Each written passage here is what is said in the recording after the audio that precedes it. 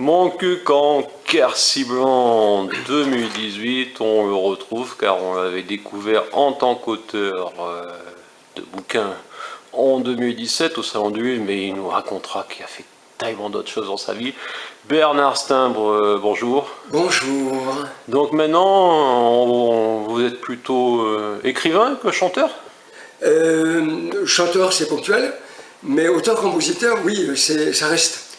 Comme écrivain, ça permet de perdurer. C'est ponctuel aussi. Non, parce que quand on a écrit, ça reste. Et quand on est auteur-compositeur, ça reste. Si c'est bon, bien sûr, ou un peu bon. Ça reste pas et puis forcément. même quand c'est mauvais, parce qu'on voit des choses qui sont tellement mauvaises qui restent. et qui restent, je ne citerai personne. Non, on va pas citer de nom. Demain, donc c'est la grande fête de Nino Ferrer. Passons à autre chose. Oui, oui. Donc, on va prendre vos livres. Ça, c'est le premier roman historique, et ça, c'est le second. Dans l'ordre, c'est comme ça. Dans l'ordre, c'est comme ça. Ouais. Et il y a eu d'autres livres. Oui, il y en a un avant qui est un livre érotique, bon. Qui est en rupture de stock, donc qui est en train d'être édité, qui s'appelle L'Appel du Large aux éditions Tabou. Bon, l'érotisme à mon cul, on n'en parle pas. Je pense que ça risque de choquer, effectivement. On va se consacrer aux deux qui sont sur la table. Alors, ça veut dire quoi, la fête des folles? Et ça en veut plus, dire... attendez. Camille Collin-Stimbre. Oui. Et Bernard, il est où dans tout ça? Bernard, il n'est pas là parce que c'est une réédition. Le premier livre que j'ai édité sous ce nom-là, il était écrit par Bernard Stimbre et il a été édité par une édition de Perpignan qui était en fait un éditeur truand qui m'a volé. Ça existe ça? Oui, qui m'a volé et que j'ai fait condamner le 20 octobre 2016 par le tribunal de Perpignan.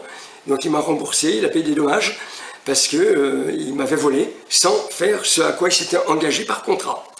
Donc depuis, en même temps donc, j'ai reçu, ce livre a été réédité par l'édition qui s'appelle les éditions du 38 à Villefranche-de-Laguet, et donc on est obligé de changer le nom du livre pour pouvoir l'éditer sans problème. Sinon, il y avait des rencontres inopinées entre l'éditeur félon et le nouvel éditeur sur Internet, à la FNAC, etc.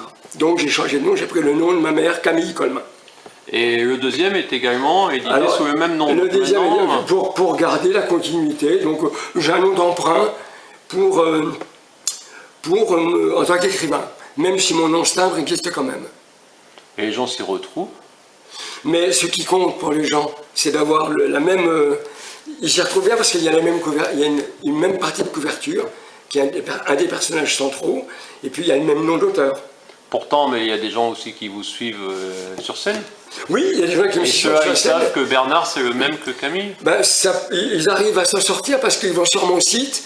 Je distribue copieusement des petites cartonnettes où il y a mon site internet.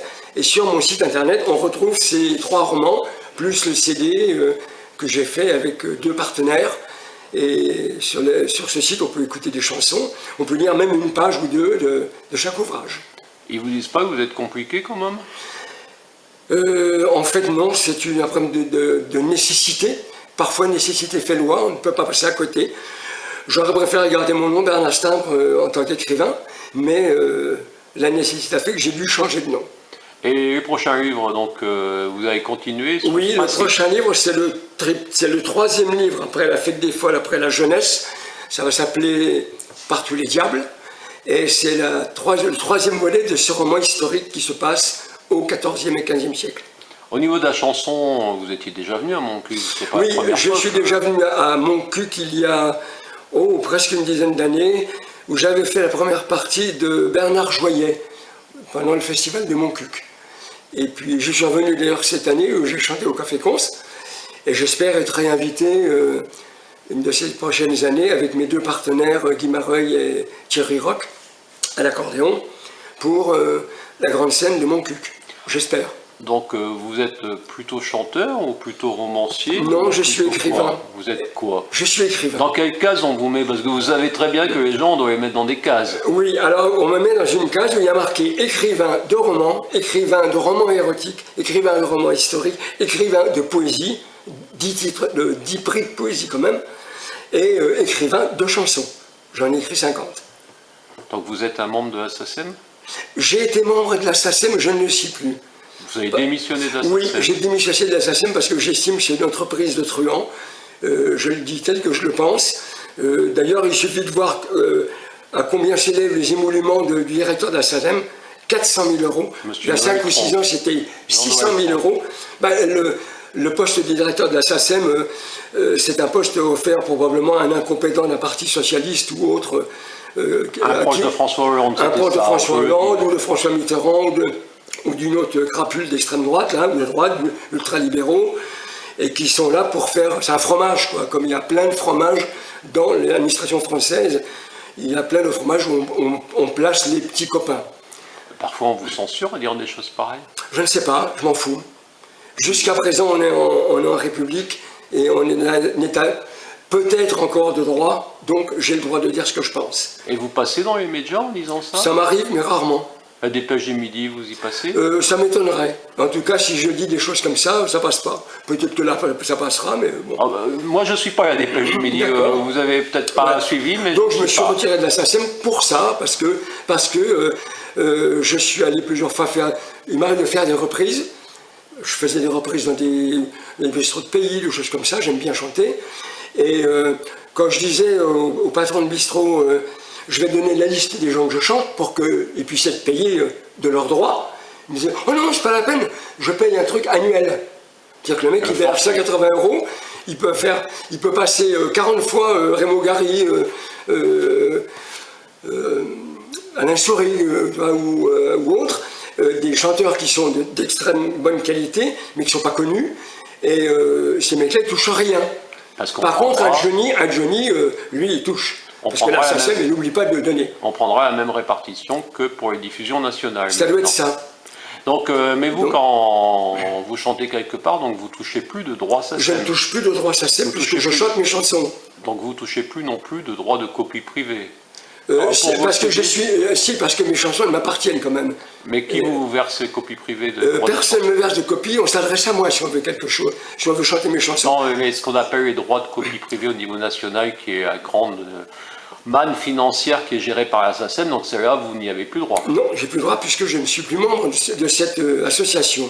Donc, et si vous êtes diffusé sur France Inter, vous touchez rien?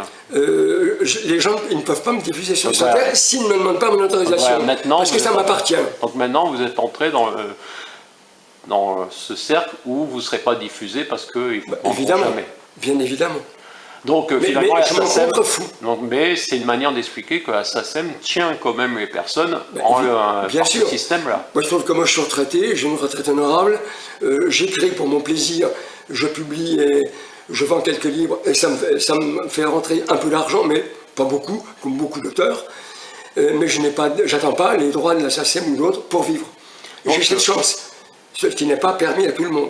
Donc voilà, quand l'auteur du livre La SACEM, une oligarchie rencontre un auteur, compositeur, qui est allé jusqu'au bout et qui a quitté notre vénérable SACEM. Bonjour Monsieur le Président de la SACEM.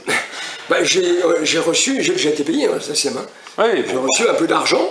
Et puis, comme tout le monde en reçoit. Comme tout le monde en reçoit un petit peu, mais tellement peu par rapport au nombre de fois où j'ai été chanté, et par d'autres en plus. Patrick Julien, par exemple, chantait une de mes chansons. Et maintenant, vous considérez, vous m'avez dit une cinquantaine de textes pour la chanson. Oui. Des romans, donc on est à 4. Oui, ça va être, on est à 3,5. Le quatrième est en route. Voilà, est en route. Vous m'avez dit que vous étiez plus tout à fait jeune.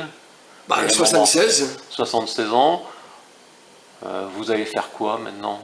Qu'est-ce qui vous intéresse? Qu'est-ce qui vous intéresse? Finalement, vous avez une liberté, parce que vous j'ai une grande liberté. De l'argent, c'est pas l'argent, les droits SACEM, tout ça qui peuvent vous acheter. Non. Donc vous allez faire ce que vous avez envie de faire. Je fais ce que j'ai envie de faire, c'est-à-dire que je vis avec une femme qui est très dynamique, qui lit beaucoup, comme moi.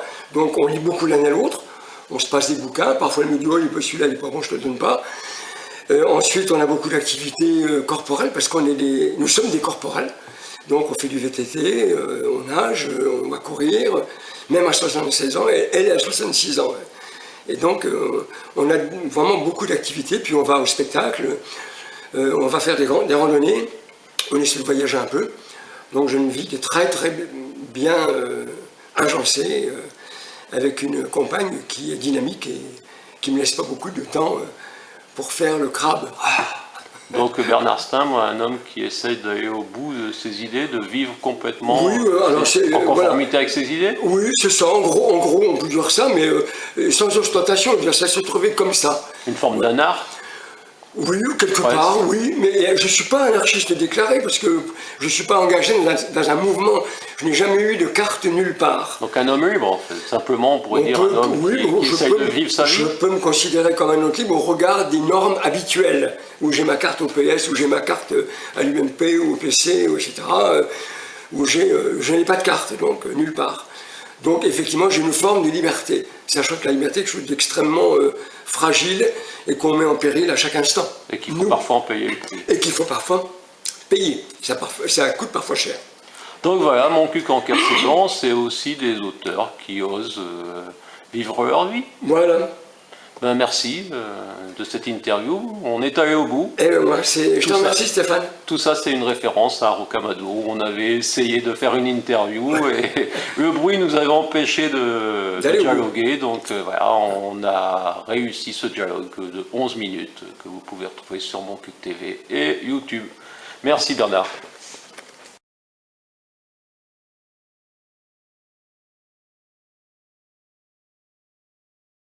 Les élus n'ont pas voulu donner de subventions. La démocratie, c'est quand il y a une majorité, eh bien, tout le monde s'incline sur la majorité. Voilà. Peut-être que l'année prochaine, si vous vous comportez de façon différente, dans vos paroles surtout. Voilà. Donc, je ne sais pas, peut-être que l'année prochaine, comme a dit le maire, nous soutiendrons. Oui. Le miracle de Mon Cuc. Nous devons ce titre